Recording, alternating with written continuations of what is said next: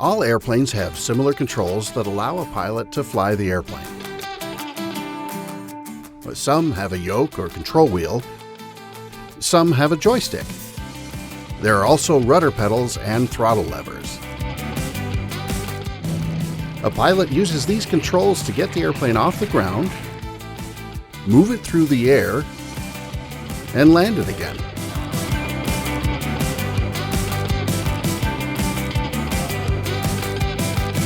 They do this by adjusting the airplane in 3 different ways. If the pilot moves the controls left or right, the airplane will roll to the left or right. This left and right motion moves a part on the wing called an aileron. This movement allows the pilot to keep the wings level and also helps turn the airplane.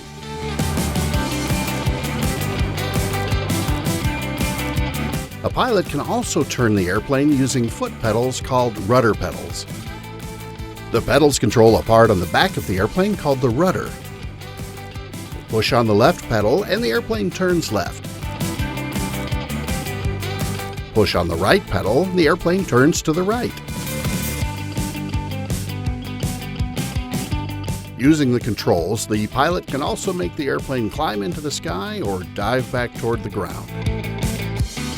This action is controlled by a part on the tail called the elevator. If they pull back on the controls, the nose of the airplane will point up and the airplane will climb.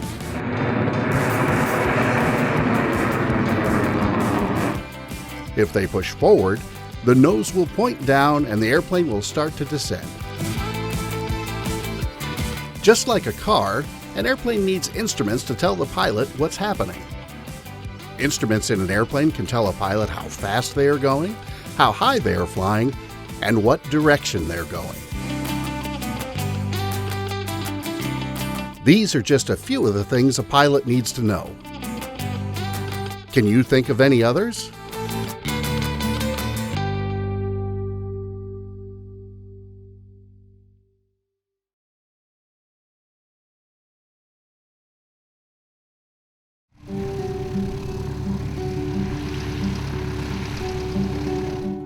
It's the calming feeling.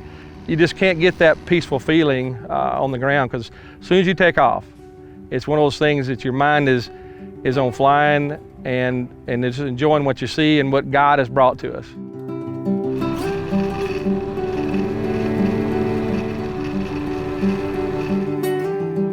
I don't know, it's just like the thrill of slipping down a mountain or go around the adobes, chase dirt bikers, and just have fun.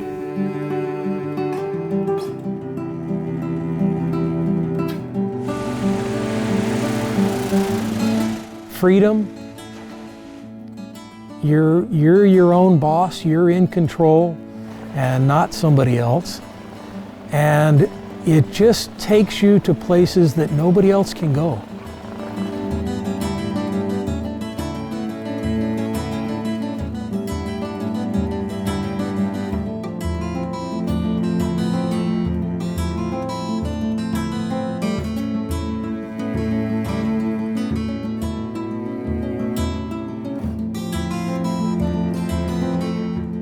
There's a romance to flight. I mean, we've been dreaming about it for millennia. There's got to be a reason to that.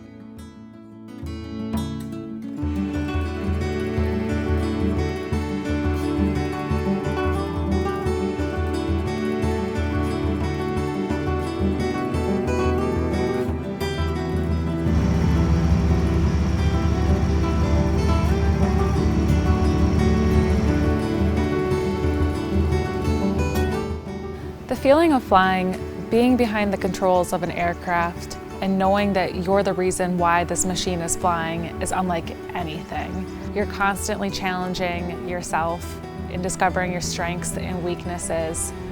But at the end of the day, you get to hop out and say, yeah, I did that. I accomplished that.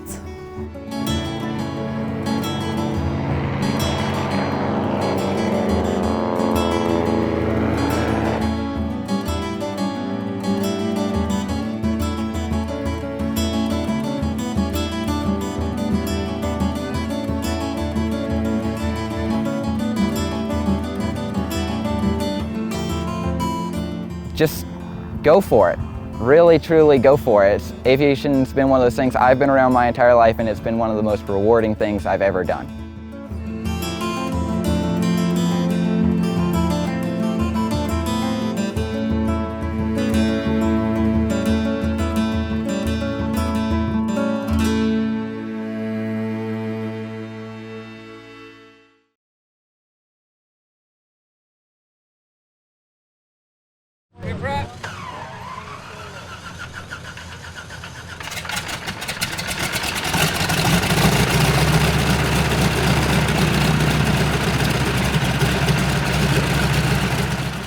In order to focus on why I was getting into these things, you'd have to go to Ernie Gann.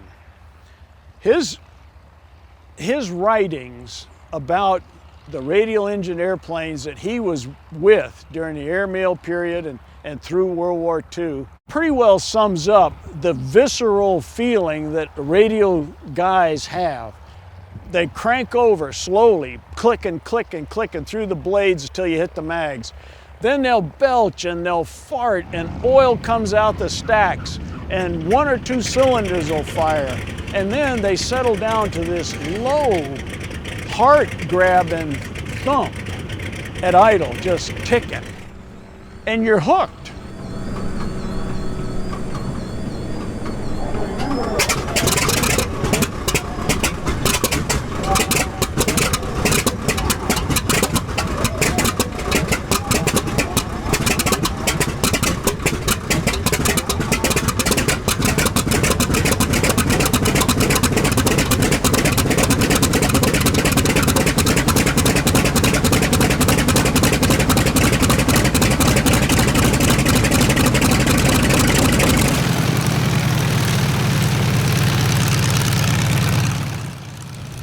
I think a lot of it comes from the sound. There's just nothing like it. It's just a sweet sound. It's not a high piercing jet noise that gets to you after a while. It's a low throaty rumble that signifies power and performance and history.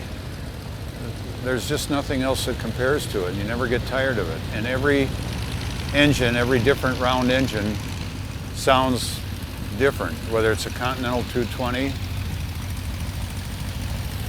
Excuse me.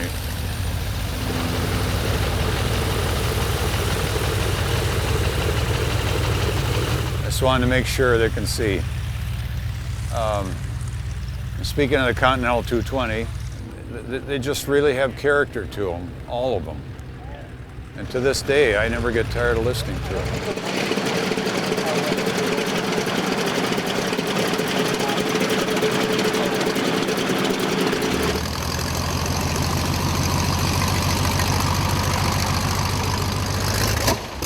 And we often tell people that radial engines are kind of like Harley Davidsons of the air. It's a high torque engine. Pretty much all the radials are high torque, low RPM relative to modern engines. So they have a different sound. Just the radial configuration gives it a different sound. It's instantly recognizable. I can remember when I was young, in the middle of the night, you'd hear a Twin Beech go over, and you knew it was a Twin Beech because you could hear the twin Pratt & Whitneys, and you could just tell, even in the dark, that a radial engine was flying over. So it has a little bit of an aura about it. It's a little bit of a nostalgia thing. It's old-fashioned history, and it just appeals to people like me who are into that kind of thing, who like the history, who want to know what it was like in 1940 and 1930 and 1920, what things sounded like. It'll be a sad day when the last radial engine runs, I'll say that.